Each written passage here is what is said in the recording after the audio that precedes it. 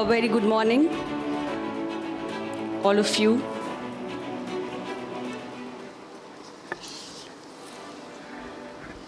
I'm extremely delighted to be here addressing this very august gathering at the second edition of Republic India's Women's Summit, which is very relevant and very timely because just yesterday we celebrated the 10th anniversary of our Beti Bachao, Beti Padhao campaign, which was started by the Union government under the leadership of our Honorable Prime Minister, Shri Narendra Modi ji. So I compliment the entire team of Republic India for hosting this very prestigious event, and through a series of sessions which you will be having during this day-long summit, I'm sure a very meaningful exchange of ideas will take place. So once again, many congratulations to Republic India, Arnab ji, everybody who's a part of your team. It gives me immense pleasure. Well, as I stand here on the occasion of this Women's Summit, I would like to begin by talking about the dream of a Viksit Bharat, which has been envisioned by our Honorable Prime Minister, a visionary and dynamic leader, Shri Narendra Modi ji. And as India is marching ahead towards creating a developed country by the year 2047, the role of women, which is our Adhi Abadi, our 50% of the population, becomes extremely important. And Prime Minister always believes and repeats it on several occasions that the progress of humanity is incomplete without the true emancipation and empowerment of 50% of our population. And when we talk about women's empowerment, it's a shift from the age-old thought of women-centric development. Our government doesn't believe in women-centric development, but we talk about women-led development. Because we believe in the potential of our women, and we believe that they have the capacity to contribute to nation building.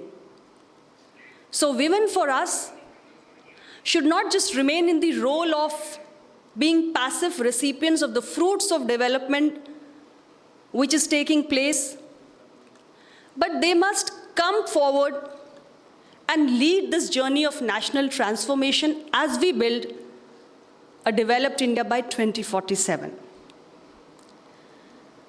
And this is precisely why we have decided that we will look at every aspect of empowerment of women and how they can contribute towards creating a stronger and healthier India. My dear friends, if you may recall, in the year 2023, when we shifted to our new parliament building, we came up with a historic legislation. The 128th Constitution Amendment Bill was presented. The Women's Reservation Bill was passed, allocating 33% of seats in the Lok Sabha as well as the state legislatures to our women to achieve that goal of gender equity in the realm of politics. However, as a legislator, I would say that legislative quotas may have their own importance. I am myself a woman legislator. I head a party. And I believe that more number of women in our legislatures, whether state or parliament, will definitely bring a shift. It is bringing a shift in the mindsets, in the perceptions, and in the political processes. But legislative quotas are not enough. Laws alone cannot address the gender complexities of this nation. So while a top-down approach is a good one, a desired one, what we also need is a bottom-up approach. So we just don't need to focus on empowering women in the lower rung of the society, but we also need to enlarge their roles in the higher levels of decision making. And we have to do both at the same time. It's important that when we talk about a bottom-up approach, women at the grassroots level, they have access to good education, good health care, skilling, training, and opportunities to grow, to become financially independent, to become economically empowered. And that is what we have tried to achieve along with the passage of the Nari Shakti Vandan Adhiniyam. This government has launched a host of schemes in the span of over 10 years. You may be hearing about a lot of schemes in these past 10 years. Let me just quote a few to you to just make you understand how we have tried to change the entire scenario for women who specially belong to the lower strata of the society. Swachh Bharat Abhiyan. That's our mission under which millions of toilets have been constructed all over the country. And you can imagine how the construction of those millions of toilets in every nook and corner of the country has ensured the bare minimum dignity to a woman. Especially women I'm talking about who come from those lower rungs of the society. The PM Ujjwala Yojana, there's access to clean cooking fuel.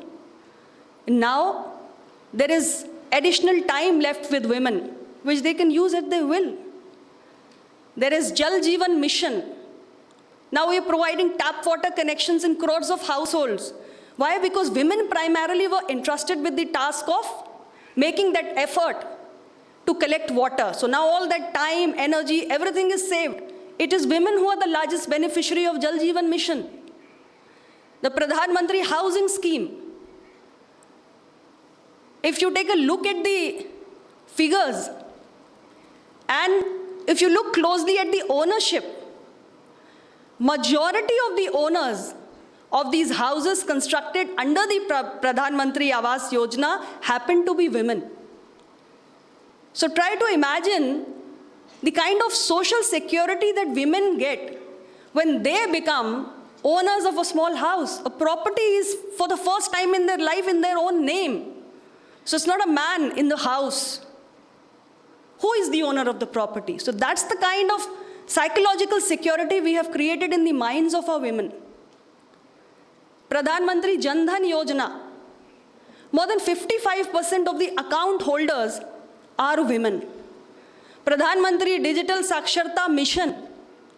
If you see the number of people who have been enrolled under this mission, more than 50% happen to be again women. And how do you ensure the safety and security of a woman? One-stop centers built across the country. It's a robust network of 750 centers. Our women feel safe with the integrated support and assistance that is being provided to them through these one-stop crisis centers built across the nation in over 10 years of our government. And look at the education, new education policy, where we have a curriculum which is gender sensitive. We're taking care of the health of our women, the education, the skilling, everything. Just yesterday, we celebrated 10 years of Beti Bachao, Beti Padhao Abhiyan. And you would like to know the impact that this campaign has created in the society.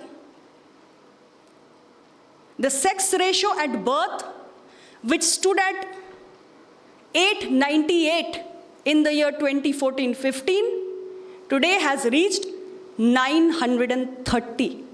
That's the power of the campaign and the efforts of the government. And it is not just the effort of one single ministry. Because in this government, every goal is a country goal. It's not a ministry's goal. So when we talk about women's empowerment, it's a holistic approach that is being adopted. So whether it is Ministry of WCD, Women and Child Development, or it is Ministry of Education, or it is Ministry of Health and Family Welfare, it's everybody's efforts put together that we see these figures. We're selling sanitary napkins today with 100% tax exemption. Suvidha sanitary napkin is being sold at the Jan Aushadhi stores at just ₹1. And you can imagine how the affordability and accessibility of a sanitary napkin for these girls and young women has made an impact, especially on our school-going girls who are in the menstruating age, who would drop out of schools when they would start menstruating. Millions of toilets constructed across the country. Now our girls are going to school, staying there. The gross enrollment ratio of girls in the secondary school has increased from 75% to 78%. That's the kind of change we're seeing in the society today because of these concerted and sustained efforts we have made. Stand Up India, Startup India, Mudra Yojana, Lakhpati Didi, Namo Drone Didi. What are these initiatives for? To promote that entrepreneurship spirit. Women are becoming self-dependent. They're making an income. So many of our startups, more than 45%, they have women, young women, who are heading these startups. Lakhpati Didi Yojana, the self-help groups in the rural areas, now they are creating an income of 1 lakh rupee. And it's a milestone in the economic upliftment of our women who live in the rural areas at the grassroots level. We are equipping these self-help groups with the drone technology, the latest advanced technologies in the hands of our women today who are residing in the rural areas. And they can provide agriculture services to the farmers and generate an additional income. That is the approach with which the government led by Prime Minister Narendra Modi ji works.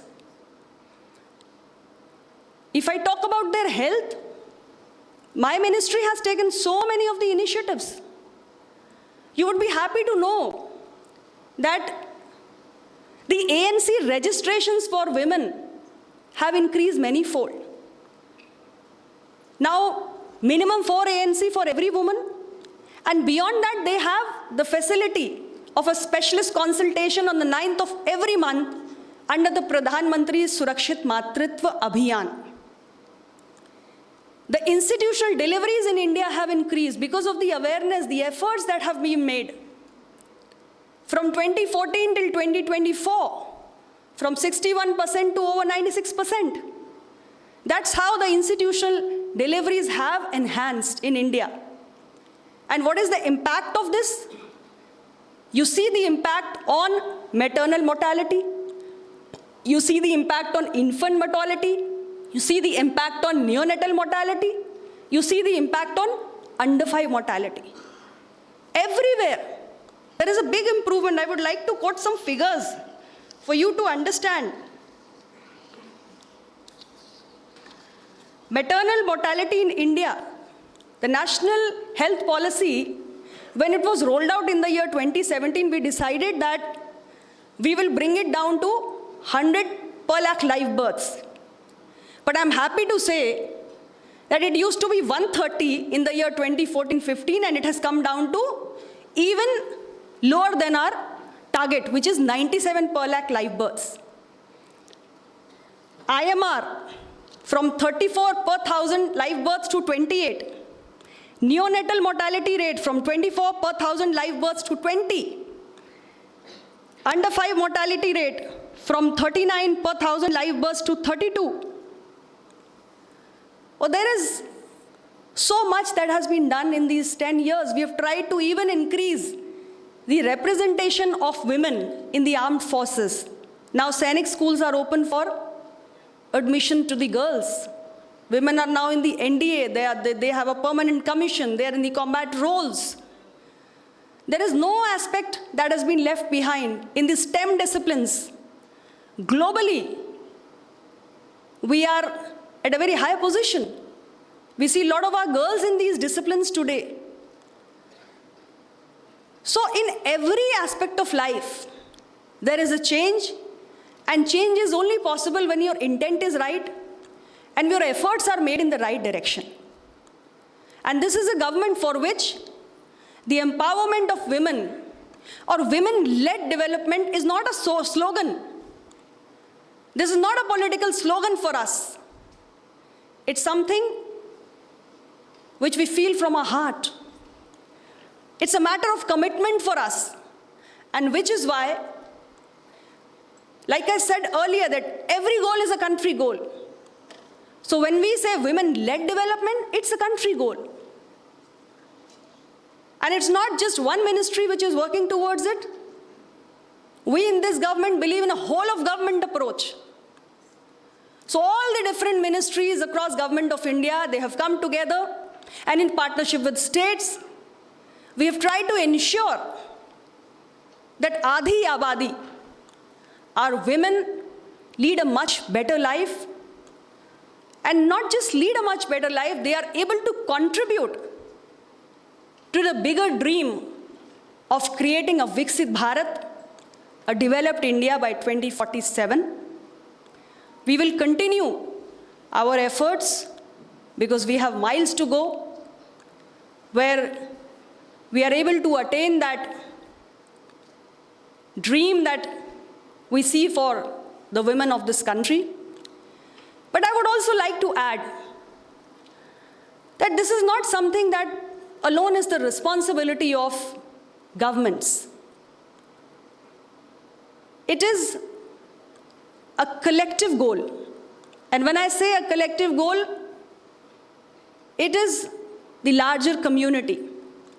It is every Indian citizen who has to contribute to this big goal.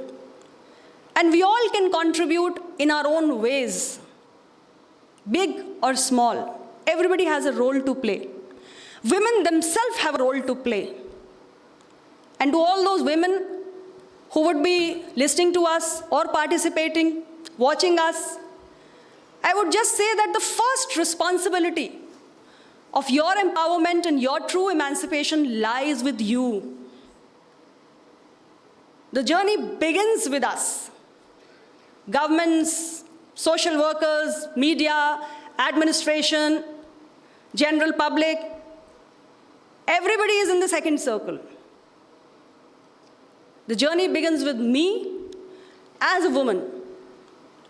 I have to begin by loving myself, respecting myself, and believing in my own capabilities. When I do that, the entire world believes in me. And that's when the dream of a Viksit Bharat can be truly realized. With this, I once again compliment Republic India for hosting this summit. And I do hope that this summit sees some very valuable insights coming up, some real meaningful exchange of ideas, and we are able to take forward this collective agenda. My good wishes, and thank you all for having me here and being patient. Thank you very much. Jai Hind.